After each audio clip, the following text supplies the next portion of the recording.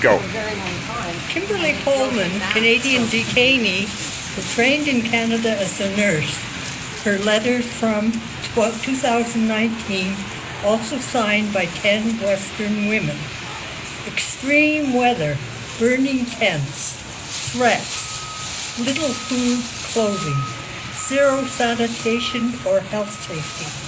Disease, we survived ISIS. We were the lucky ones. But can we survive the camps? Doctor visit, only if dying and probably not dead either. Medicine, maybe basic antibiotics, but usually not. Eyeglasses, I've been asking for more than a year now. I'm constantly sick with infections. Currently, I'm recovering from hepatitis 4. I get it every 3 to 4 months, most likely from the water. In the camp there have been TB, pneumonia, cholera, typhoid fever, hepatitis, desert fevers, kidney stones, unknown pulmonary lung infections, influenza, asthma, skin infections, snake, spider, scorpion bites. Coleman also wrote that she was terrified of being threatened or killed by hardliners. Please bring me back to Canada, she wrote. Please forgive me. Let me be who I am, a Canadian. Thank you. Those of you who are just tuning in, we are reading Voices from the Camps in Northeast Syria, where there are tens of thousands of detainees, including 44 Canadians, men, women, and children. We're going to move to the second reading. Ria, there we go. Thank you. Thank you. This is from an eyewitness account of Al-Razaka, prison in 2019. The odor was horrible. It was everywhere. It was an awful mixture of everything. Toilets, sewers, and human beings. There are around 100 men in each cell with no windows. They eat there, they do their business there, and they sleep there. It was shocking to see men of all ages together on the floor with no room to move. They were so close, it was as if they were stuck together. I can't imagine what psychological state you would be in if you spent months in that cell. They were wearing sandals. They had small, thin blankets and slept on thin mats on the floor. They were shivering in their cells. Some of the prisoners looked so weak, like they didn't have an ounce of energy. Thank you, Ria. This is another reading from the camps in Northeast Syria, where 44 Canadians are among the tens of thousands who are currently held without charge in arbitrary detention. Actually, this is a reading from a family member of the people in the camps who talked to Global Affairs Canada. This family member had 6 Canadian family members detained, 3 of them young children. I begged her, I said, please send them food, or can you please check, is there a way to send money? She said, we can't. Do they just want them to die? That's what it seems like. It's miserable there. I have a text from my daughter. The tents collapsed on them. It was muddy. It was cold. They were in wet clothes all night. These children, where are they going to get food, medicine, vitamins? You, Global Affairs, are not helping them survive, and you're not letting me help them. Thank you, Joe. And now a voice from Trinidad, someone who is trying to bring home Trinidadians who are held in the camps as well. This is a speech by Ms.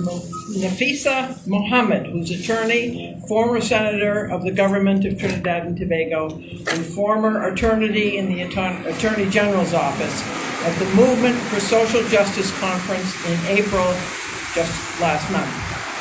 I consider this to be a humanitarian crisis of immense proportions. These are our citizens languishing in camps in Syria. The circumstances are dire. Can you imagine if these were your children, your grandchildren, your relatives? Yet we know we have the capacity to bring about a resolution to this crisis. There is a lot of hype all around the world. It's a Western country narrative, and it pains me when I hear Trinidad and Tobago being dubbed as a country producing the largest number of terrorists. This rhetoric is coming from people who do not understand or know the society of Trinidad and Tobago. We are not terrorists, and I say this with conviction. I know the laboring and the toiling, not just of my relatives, my father, my uncle, who were founding members of the People's National Movement, but generations before, who have toiled to help build this country, and many of them in the Muslim community. We are citizens of Trinidad and Tobago. Why this discrimination? I have been standing up and speaking out for the repatriation of these women and children, and I make no bones about it. Sorry. I wish other citizens of this country would recognize this is a very serious matter. I want to say to the powers that be, this is not rocket science. We don't need a law enforcement approach only to resolve this issue. This country is becoming a militarized state. The military doesn't understand societal issues. We have politicians who should know and understand. These are women and children who are suffering. They are displaced, and they are in need of protection, not prosecution.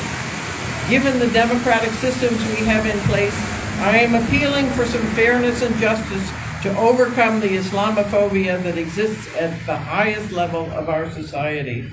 If a policy decision needs to be made, you need to be able to look at the facts. Why are we treating these women and children as criminals? This is the approach that became clear when the former Attorney General announced draft legislation in 2020. That is why he and I fell out badly. Because when I saw that bill, it was the nastiest and most draconian piece of legislation that I ever saw, just to deal with the repatriation of these children.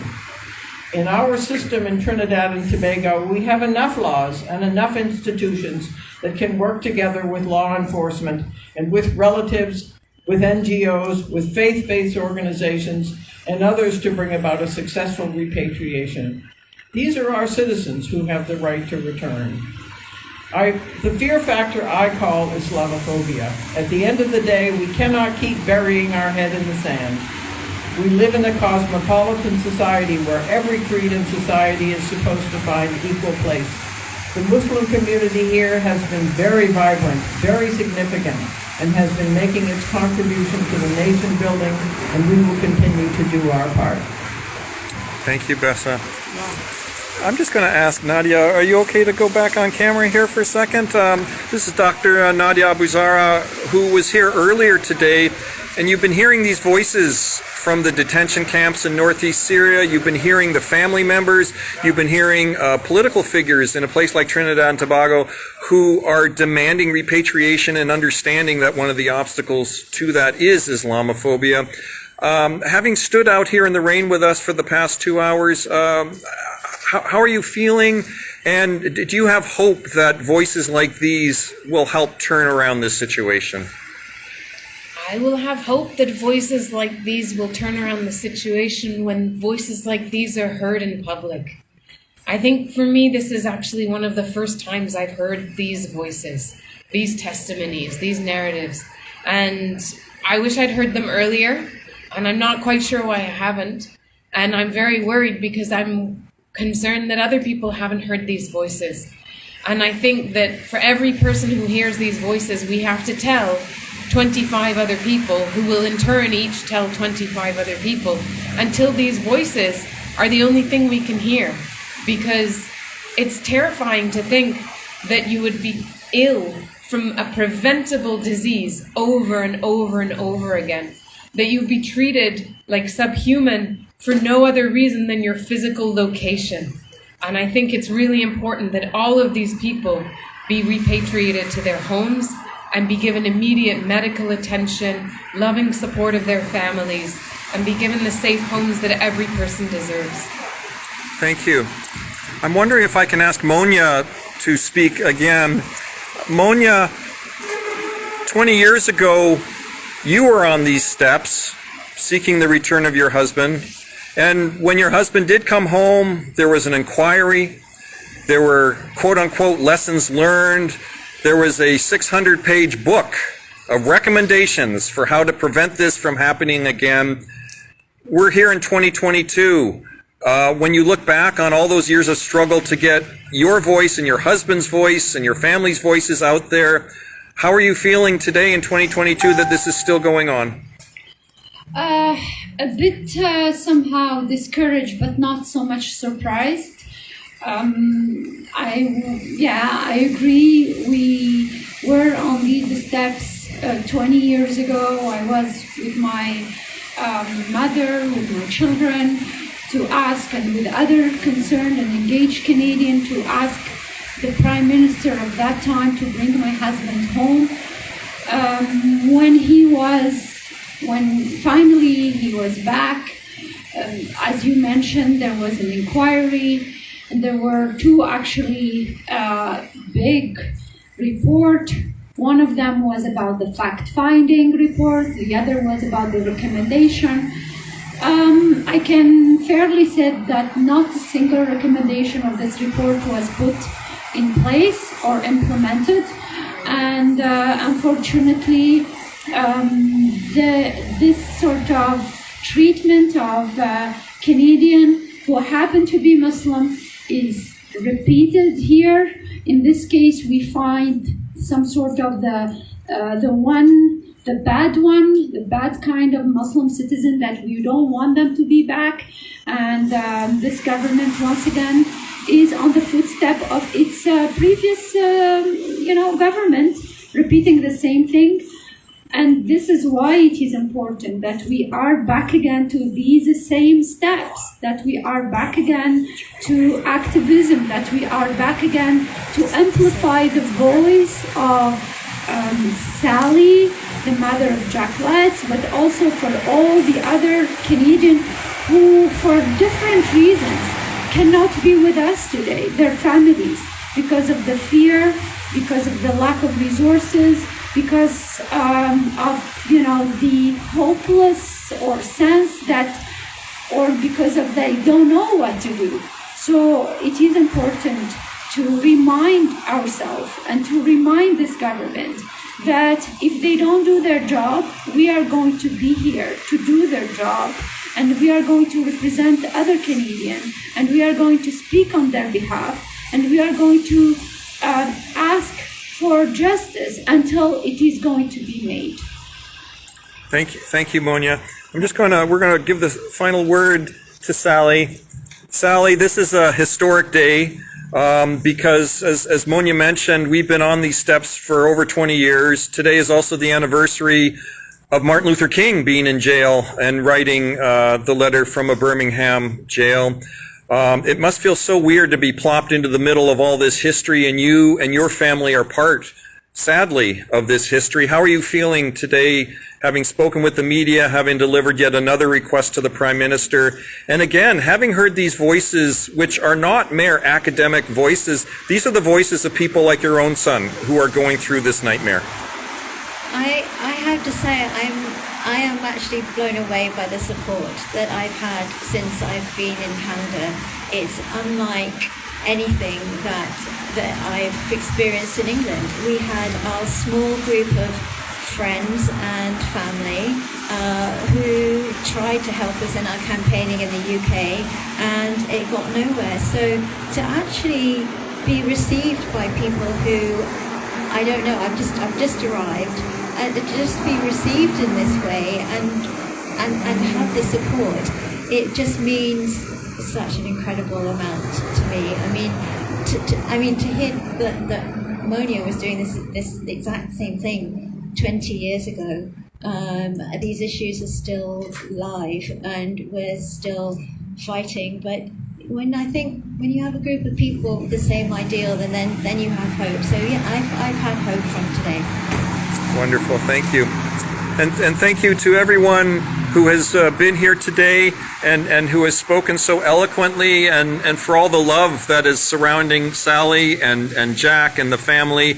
And let's continue with our work. For those of you who are watching, Google What If He Were Your Son? Change.org, and you can sign the petition for Jack Letts, and we will be posting this video along with other video links to bring back all the Canadian detainees. And as you see here, this is a picture of Jack when he was 17, just before he went to Syria. So that's the last image, literally, that Sally had of her son. This is Sally with Jack a few years earlier, and this is Jack with a beautiful cat that he loved dearly. And again, there are people who are the same age as Jack was in this picture who are currently detained along with Jack in these camps as well. So this is the Prime Minister's office. This is the head honcho. This is the guy who says a Canadian is a Canadian is a Canadian. This is the guy who says, I want you as Canadian citizens to demand of us as the government, when we are complicit in human rights violations, to call us out on it. Well, we're here today to call you out on it, but we're not just here to call you out on it, we want you to fix it. Because if you don't fix it, we don't want to have to be here another 20 years from now with other families who have been caught up in this same nightmare as well. And it's not just the Prime Minister who is complicit in this, it is the Department of so-called Justice, which gives the legal advice to Global Affairs to say, leave them there to rot in these camps, which are essentially death camps. These are death penalty cases because they're essentially saying your life is not worth saving. And the death penalty in the United States is applied instantly. In Syria, it can be applied instantly, or it's done by slow drip torture. And that's what this government is complicit in, whether it's Melanie Joly at Global Affairs, whether it's CSIS, whether it's the RCMP, or any of the other people who are consistently surveilling, harassing, and terrorizing members of the different Muslim communities in this country. It's got to stop. Thank you so much for watching.